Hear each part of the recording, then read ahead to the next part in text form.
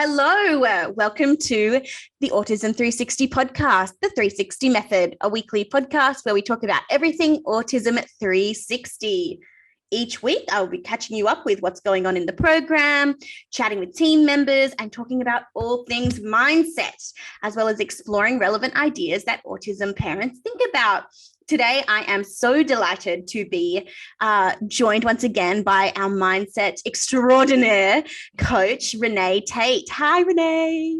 Hello, Ella. Thank you for having me back. And hello to all our beautiful parents and carers out there. It's great to be here again. Yay. Thank you so much for coming back to chat. I'm your host, Ella Bailey. I'm an Autism 360 veteran coach and explorer of all things parenting support. So welcome to you, our lovely listeners. We care about you, your thoughts, your experiences, and whether you're a program member or not, we would love to hear from you. So please drop us a line at hello@autism360.com. We would love your feedback. We've got some great questions at the end of this podcast from parents who have already written in. So please feel free to, join the group of people sending in questions. You can send us an email to hello@autism360.com. Before we get started, I'd like to acknowledge the Gadigal and Wangal people of the Eora Nation on whose land I live and work and from where this podcast is being broadcast today. And also just to disclaim that this podcast does not substitute for medical advice. If you're concerned about yourself or a loved one, please do get in contact with a healthcare professional. Today, Renae, we're talking about your genius zone. I'm super excited to give our parents some hot tips on, drumroll please, burnout. Today we're talking about our top 3 ways to tell if you have burnout and what to do about it. Absolutely. And as you were just having a chat beforehand about, I think we're all at that time of the year where everyone's just a bit like, it's we're ready for a new burst of energy. I think everyone gets to those points at different times, depending on, where you're at in your family and things like that as well, where sometimes we just feel like we're running on empty, and really important to be able to acknowledge when you're getting to that point before something does give, whether it's your health or your mental health, because I think as parents we really push ourselves so much, and we give and we give and we give, and really, which is wonderful. There's so much, it's so amazing what parents are capable of, that strength and that resilience. I was talking to a mother yesterday, and the things she's been through, it was incredible. And she said, I don't care. I just want to do everything I can for my daughter. She's on her own. She's been through a lot of trauma. And it was like, wow, that strength that we have is absolutely incredible. But I think sometimes we just have those times where we're like, I just feel like I've hit the wall, I'm on empty.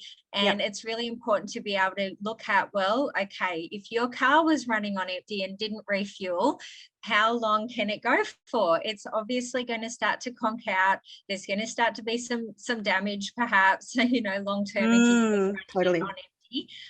So we need to look at that and go, okay, what do I need to do for myself to refuel, and really start to look after myself, because you as the parent are such an integral part of your family, and you have to look at this as a marathon. It's not a sprint. So you have to be able to look at, how do I look after myself so I can keep going and being at my best long term. So I think they're the things that we, are going to share today. Obviously, some tips on how you can do that if you are feeling a bit burnt out. Yeah, absolutely. And I think there's a lot of different ways that you can recognize burnout in yourself or in others. And I guess the overall picture is that this person no longer gets the joy or satisfaction from things that would typically bring them joy or satisfaction. And I guess specifically about parenting is when you start to feel really emotionally disconnected from what's going on with your family, and that's not typical for especially parents who listen to a podcast like this. They're typically engaged. They're typically proactive in their parenting, or they're at least, present and trying to be intentional. So when a parent like that starts to feel despondent, when they're starting to feel like they don't feel joy when they typically would, that's when the kind of little burnout flags go up. Do you have any, top 3 tips about when you can recognize burnout in yourself, Renae? Yeah, look, I think, and it was a really good example this morning. I made my daughter a smoothie for breakfast, and she literally lost the plot. She was like, I didn't want a smoothie. And I just was like, whoa, she's doing her HSC. And I think she's obviously feeling the stress. And this is what can happen when we're a bit at burnout. We might just start reacting to things or becoming a bit resentful towards our family and things like that. So really, as you said, Ella, important to recognize it, that if I'm feeling like that, perhaps I'm just at that point where I need to look at, all right, what do I need to do for myself? So my tips around that is look at, parents often have this little story that I have to just keep giving and look after everyone else and not necessarily taking that time out to prioritize themselves. So really look at, okay, what do I need to do for myself to fill myself up again, to feel like I'm feeling good again in myself, starting to enjoy life, enjoying my family again, feel like I can keep going and being at my best. And, things like looking at a bit of self-care. Maybe you just need to say, look, I need to have a sleep in on the weekend. I just want to have a bit of time out to have a sleep in, go and get a coffee, go and sit in the sun, just do something for myself where I feel like, okay, I've reset, recharge my batteries. Sometimes it can just be a little thing that you need to do to be able to do that again for yourself. It may not be, I need a holiday. Yes, that would be great. But maybe it's just, I need, to just take a bit of time out. So self-care is really important, and looking at you have to prioritize yourself in that way. Don't think it's a bad thing, because being able to do that actually allows you to continue to be your best as a parent, and as a partner as well. I think that's important. Often parents don't prioritize themselves or their relationship, and they just give to their children, which is wonderful. But I often have parents on the program who are like, I don't even really have quality time, not only for myself, but for my partner. And that's something I think sometimes we need to prioritize as well within that. Okay, so my first tip is self-care, treat yourself, take some time out, maybe find ways to do some nice things for yourself throughout the day. You may not go, well, I don't have a lot of extra time, but maybe I can put some nice music on in the car while I'm going to pick up the kids, something that uplifts me, makes me feel good again. Maybe I can put some nice music on while I'm doing some housework or a podcast, or can I get up a little bit earlier and go and have a walk in the morning before things start to get a bit hectic. So looking at those ways that you can just find a little bit of time, maybe a meditation at night when you're going to bed at night. Look at ways you can incorporate that into your day as well. I had a parent the other day who went, oh, I thought I had to find all this extra time. Then it was like a light bulb. Oh, I can do these things while I'm doing throughout my day. And she started doing those things and feeling much better as a result of that. So don't feel like I've got to find extra time and I don't have it. Look at, maybe it's just 5 minutes here and there, or some things you can do throughout the day to recharge your batteries as well. The other thing I would say is, maybe you're spreading your energy a bit too thin, okay, at the moment, and you need to really reprioritize your big rocks, okay, those things that are most important for you and your family. Maybe it's looking at, where am I putting my time? I need to just be really focused and strategic right now, because my family does need a lot of my time, and I have to have time for me, my work, my partner. So there might be some things that you're doing that is actually spreading your energy into other directions that is not actually your priority right now. So you have to be really careful with your time and your energy. So have a look at that. Social media, I often talk about that because I know a lot of parents, we all get a bit sucked into that trap. And I think it can be a real, time waster. Yes, we zone out for a while, but maybe those things aren't really helping you longer term to get those things done that you need to, and it's not quality time that you're really recharging often. So yeah, focus on your big rocks. What are they? prioritize them, become very clear about that, because you'll be a lot more effective and you'll have more time and more energy for those things that really matter. And once you've recharged and reset yourself, my last tip really is to set some goals for yourself. When you have goals, I see this all the time with parents on the program. They come in and they're chatting and they feel overwhelmed. They feel a bit burnt out. At the end of the session, we set some goals for them while they're on the program, just for themselves. And it's like the light goes back on. All of a sudden, they're like, I feel better. I feel hopeful. I feel positive. They're energized again because they've got something really clear to focus on.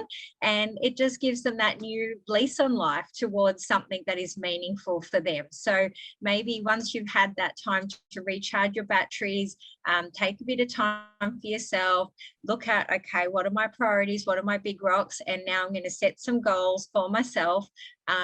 Whatever those priority things are, you will feel very motivated again. And I think that's really the best way to overcome burnout, is to go, I'm inspired. I've got something exciting that I'm working towards, which makes a huge difference. And I think when we're on purpose, when we've got a goal, that's when we're always at our best. If you think about it, it's like we feel like all that work I'm doing, it's heading in a direction, it's achieving something, rather than feeling a bit like Groundhog Day. So yeah, have you got some clear goals? If not, go and set those as well. Yeah, absolutely. And one of the things that we were just chatting about previously was that research in behavioral psychology shows that when we sit down and we make goals for the future, when we set ourselves some targets, when we make a plan, we get a big hit of dopamine. You know, we get those really excited, happy chemicals that make us feel great, even if we actually haven't done anything yet, but our body is prepping us to feel excited about moving towards a goal, about achieving something new. And that's enough to just, give us a little bit of something. And I think that that's probably what you're seeing with your clients who are coming on with you, and they feel something new, some new energy, some new motivation. And that's what we want. That is really what we want, isn't it? That's right. Sometimes that's what we need, just to get through that, to that next part. And totally. And then I always say, okay, well, what actions are you going to take towards them? Because that's obviously going to help you achieve those goals. But absolutely, just having those is a great start. Absolutely. I have, I gave this topic a little bit of thought, and I've split up my my strategies between sort of short-term immediate strategies and more longer-term strategies. And I think one of the most important things that I've learned about combating burnout with the families on the program, and I guess specifically with primary caregivers who are often mums, is be really careful about who you are listening to in terms of creating your life. Who are you letting influence your decisions about what you include and what you exclude from your life? Similar to what you said, Renae, priorities are formed by something.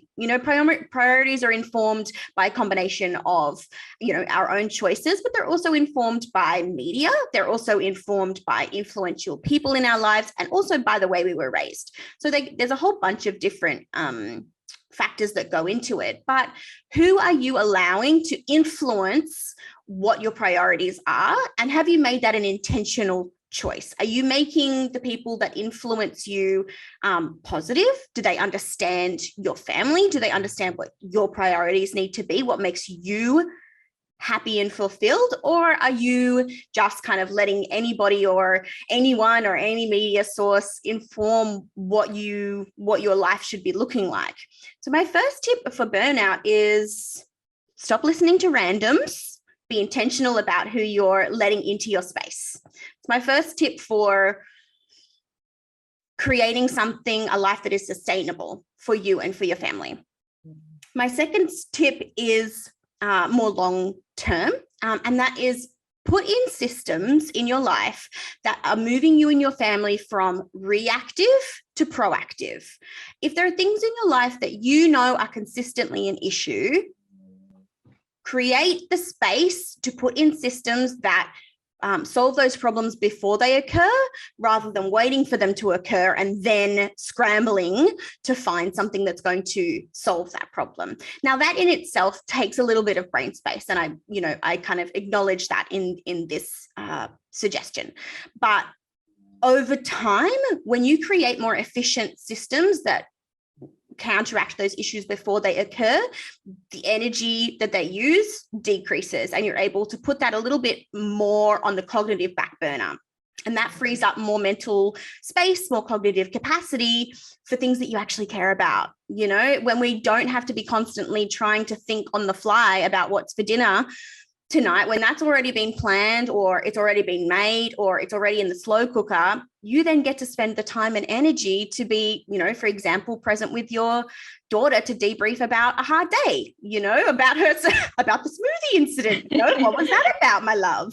You know, and again, it's that intentionality. When I've already put something proactive in place, I no longer then have to be like, I can't talk to you about the smoothie incident because I have to figure out what dinner is about. And that's how we, systematize to reduce the likelihood of burnout. So my last thought is kind of links back to the first one, and it is question everything to see if it fits for what your family actually wants. You know, as I said before, there's a lot of influences around us that really inform the way that we construct our lives, either consciously or unconsciously. So let's move that from the unconscious to the conscious to decide what works for us. And there's an example that I wanted to give of Annette and her family. So Annette is a long-term client of mine on the program, and she's just absolutely flourished. I love the work that she has done for herself and for her family. And, you know, they started out, they were living in the middle of a big Australian city, not much space, no garden, lots of noise, that kind of thing. Their kiddo was in a mainstream school, really struggling, not learning to their best potential, etc. And Annette's relationship was really struggling, just like you mentioned before, Renae, that can take a real toll on people.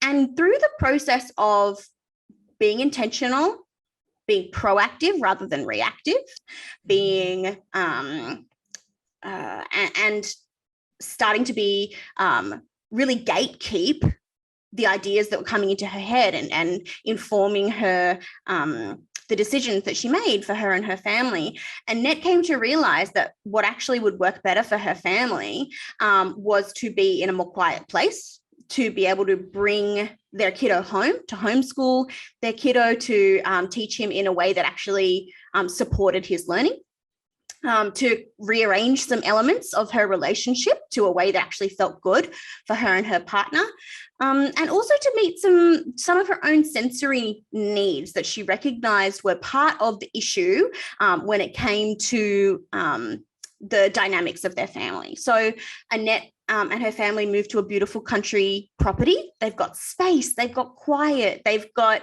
stillness. They've moved to a place where they can homeschool their child, and he's able to feel safe when he's learning. He's, able to meet his milestones. And Annette has also started to use some sensory strategies for herself around her auditory processing to help her with things that weren't serving her. And, that life might look unconventional to some people. Annette and her partner have started sleeping in separate bedrooms because that works for them. There's so many strong cultural narratives about what's wrong and what's right and how relationships should look, how families should look, that don't take into consideration the nuances of the way that families work. And meaning is created by us, not to be esoteric about it, but meaning is created by us. Those things don't have to mean anything if we choose for it to be different. And I think working with, a coach at Autism 360, working with Renae, for a lot of people is a catalyst to really start examining their lives, really start doing things more intentionally. And I think that that's why a lot of the changes that come from the program aren't just, toilet training your child. They're not just as simple as teaching a child to communicate. They're so much more profound than that. Absolutely. And I think that with the mindset coaching sessions, it's so lovely for parents to just have some time out for themselves to have a chat to someone who it's like, oh, is this actually for me? Is this about me? Because they're so used to everything being about their child. It's just lovely for them to have that opportunity to go, well, actually, it's nice for someone to just listen and validate me and have that conversation about anything they might like some extra help and support with. So we really see the parents absolutely flourish, as you said, Ella, as well on the program. And they change. They actually change for the better as parents because of that as well, which is lovely. So not only are their children changing, often the parents are transforming in different ways as well. I've seen some absolutely incredible changes, and the calmer and happier the parents are, that everyone benefits from that in the whole family. Our children are so sensitive to our energy as well. So it's definitely has that lovely flow on effect.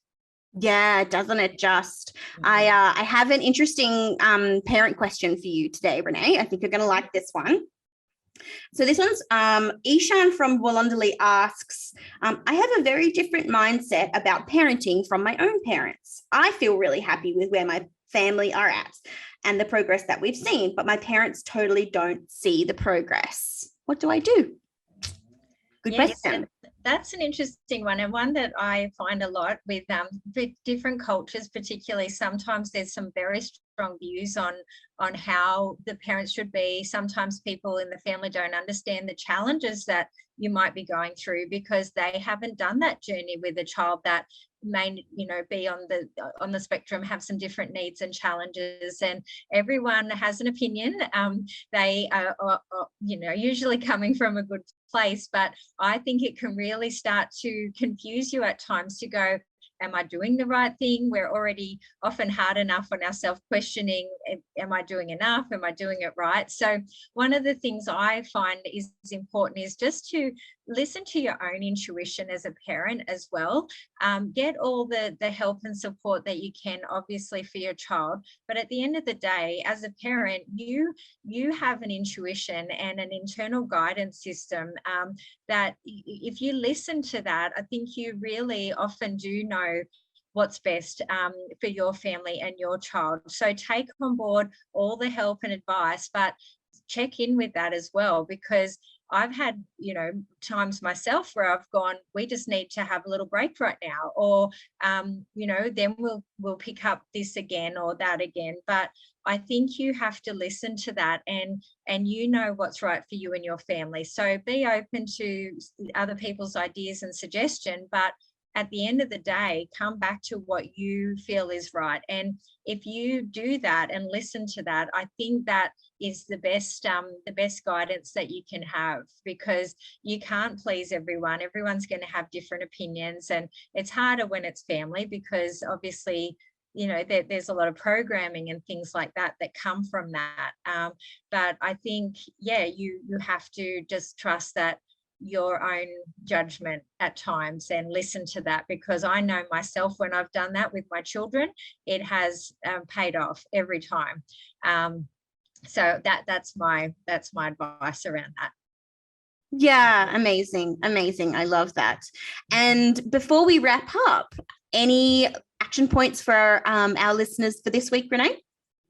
Well, as I always say, what's the biggest thing you're taking from today's session, and what are you going to action from that? Because it's great to get the knowledge and awareness, and when we know better, we do better. But absolutely putting some things into action today will really help you get that momentum as well. So maybe it's just, I'm going to take some time on the weekend to have a sleep in, or I'm going to run myself a bath. Maybe it's, I'm going to schedule a date night with my partner, even if it's at home, but we're going to have something nice to look forward to. Maybe it's, I need to reprioritize and set myself some new goals. Just have a think about at least one thing that you're going to do from today. Ella's comments about putting systems in place, those things, and all those things make a huge difference to our overall long-term results as well. So I just really encourage you to look at what can you action from that and get that happening, because you'll see the results. Yeah, absolutely. I guess there was a final thing that I just thought of, which I think will help with the systemization and the systematization of things. There's a really good webinar on the Autism 360 website that's free for everybody. You can download it even if you're not a program member, and it's on block scheduling. Block scheduling is something that's, you know, been around for a while, but there's a specific webinar on how kind of parents of autistic children can use block scheduling to set their families up for success. And I really think, you know, that would be my action point for this week. If you go over to the website, have a look at that webinar, you'll be able to find some really helpful kind of pragmatic tools on how you can restructure your thinking about your days and make it work for you in a more efficient way. So that's my hot tip. Well, great tip, Ella. So good. And routine, we all thrive on having that structure and routine. Absolutely. So don't we just? Thank you so much for chatting with me. You know, I love having a good old yarn about these topics with you, Renae. No, thank you, Ella. Thank you to everyone listening. And we look forward to hearing your comments and feedback. And if you've got any questions or topics you would like us to cover, please let us know. Great to be here. Thank you so much to our lovely listeners. Thank you for joining us today. We'll be back next week with another interesting topic about things that autism parents think about. So thank you for listening. And until then, think 360.